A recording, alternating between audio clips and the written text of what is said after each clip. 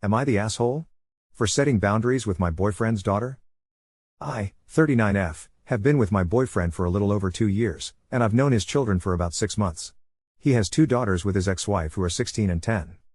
Their mother is married and they both seem very close to their stepdad, which I'm happy for them for.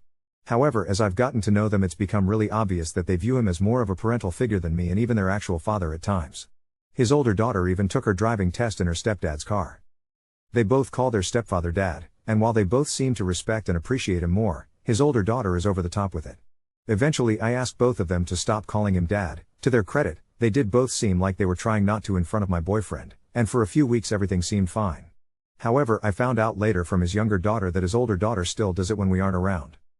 The next time I saw her was about 2 weeks ago, and I sat her down to talk to her about it, which she didn't want to, but I was firm. I told him that if she was old enough to drive, she was old enough to understand that the household rules apply even outside of the house. She just rolled her eyes at me and told me to mind my business. I was frustrated but didn't think it was that big of a deal.